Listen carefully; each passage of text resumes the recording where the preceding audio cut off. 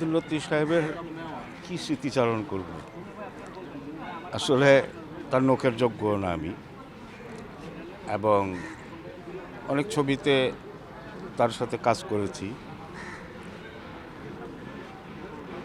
ভয় লাগতো যে ক্যামেরার ফ্রেমে যদি বাইরে চলে যাই বা কিছু হয়ে যায়, ফাইটিং লাইফ থেকে আর কি। তখন এমনভাবে সে কাজ করতো, মনে হতো যে তার সন্তান, তার ছোট ভাই এবং বন্ধু সৌরভের মতোই সে ব্যবহারগুলো করত।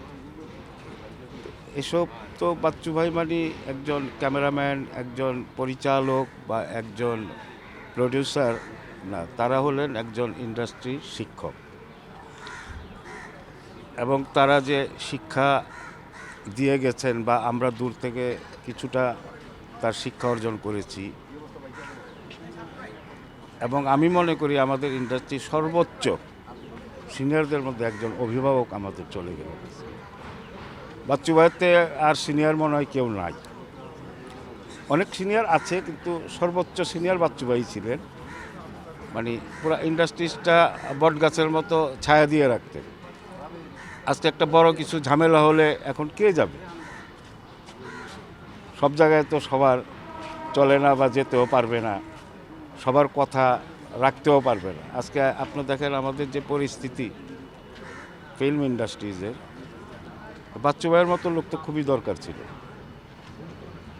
সামনে তো চলচ্চিত্র ভালোর দিকে যাবে সম্ভবত, যদি একটা দেশের নির্বাচিত নতুন সরকার আসে, তখন তো একটা কন্ট্রোলে সব চলে আসবে, তাই না?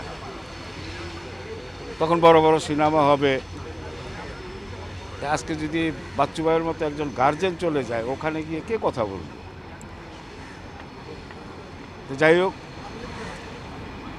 আল্লাহর কাছে দোয়া করি বাচ্চু ভাইকে সর্বোচ্চ জান্নাতবাসী করুক। সে যেখানেই থাকুক ভালো থাকুক, এবং আমরা দোয়া করব দেশবাসীর কাছেও আমরা একজন ভালো লোকের জন্য দোয়া চাইব। বাচ্চু ভাইয়ের জন্য আপনারা দোয়া করবেন। বাচ্চু সাহেবকে হারিয়ে আমাদের যে বিষয়টি হয়েছে যে প্রত্যেকটি কাজের জন্য একটি অভিভাবকের দরকার হয়, যিনি চেইন অফ কমান্ড যেটাকে আমরা বলি, নেতৃত্ব দেয়া বা একটি জায়গায় যার কথা সবাই শুনবে। আমরা বাচ্চু সাহেবকে হারিয়ে একজন অভিভাবককে হারিয়েছি। বাচ্চু সাহেবের শূন্যতা কেবলমাত্র যে চিত্রগ্রাহক সংস্থা সেখানেই নয়, এবং বাচ্চু সাহেব তিনি কিন্তু বাংলাদেশ চলচ্চিত্র চিত্রগ্রাহক সংস্থার অনেকবারের সভাপতি ছিলেন, এবং ওনার প্রতি প্রত্যেকটা সংগঠন, আমরা যে 18-19টা সংগঠন আছি, তিনি চিত্রগ্রাহক সংস্থার সভাপতি হওয়ার সত্ত্বেও প্রত্যেকটা সংগঠন যার কথা শুনতেন, যার নেতৃত্বকে গুরুত্ব দিতেন বা যাকে অভিভাবক মানতেন, তিনি হচ্ছেন বাচ্চু সাহেব। আমরা বাচ্চু সাহেবকে হারিয়ে সত্যি অভিভাবকহীন হয়ে পড়েছি, এবং বাচ্চু সাহেব ছাড়া আজকে আমি একটা জিনিস লক্ষ্য করেছি যে আমাদের বাংলা চলচ্চিত্রের কিংবদন্তি অভিনেতা আলমগীর সাহেব, তিনি কিন্তু একটি কথা বলেছেন যে বাচ্চু সাহেব চলে গেছেন। উনি অবাক দৃষ্টিতে তাকিয়েছিলেন সেই গাড়িটি যখন চলে যায়, তখন আলমগীর সাহেব বলেছিলেন যে উনি চলে গেছে, আমরা আর কয়েকজন আছি। তো সত্যি এই মুরব্বীদের হারিয়ে আমরা যে ক্লান্তি লগ্নটি পার করছি, যে খারাপ সময়টির মধ্য দিয়ে চলচ্চিত্র অতিক্রম করছি, এটি আমাদের জন্য খুবই দুঃখজনক। এতটা এই সময়টিতে বাচ্চু ভাই চলে যাবে, এবং যখন আমরা ঘুরে দাঁড়ানোর চেষ্টা করছি, যখন আমরা নতুন বাংলার স্বপ্ন দেখছি, যখন নতুন চলচ্চিত্র সংগঠিত করার স্বপ্ন দেখছি, সেই সময়টিতেই আমরা বাচ্চু সাহেবকে হারিয়েছি। আমি ব্যক্তিগতভাবে বাংলাদেশ চলচ্চিত্র শিল্পী সমিতির একজন কার্যনির্বাহী সদস্য হিসাবে সকল শিল্পী সমাজের পক্ষ থেকে, চলচ্চিত্র শিল্পী সমিতির পক্ষ থেকে তার আত্মার মাগফিরাত কামনা করছি। নিশ্চয়ই আল্লাহ তাআলা ওনাকে সর্বোচ্চ জান্নাত প্রদান করবেন, আমিন। বাচ্চু ভাই একদল অসাধারণ লোক ছিল। ওনার কাজকর্মে যেমন অসাধারণ, এটাও অসাধারণ। আমার বাসা আর বাচ্চু ভাইয়ের বাসা খুব কাছাকাছি।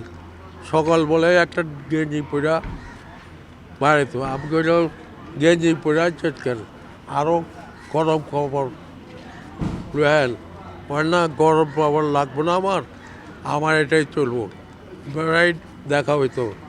আর আমাদের রায়বাজার কাছে ছিল, খালি আমার দেখলে কইতো, শিষ্য তুমি ইলিশ মাছটা আনলো না, খাওয়াইলে না, এই অসাধারণ লোকের কথা আমি কত বলবো।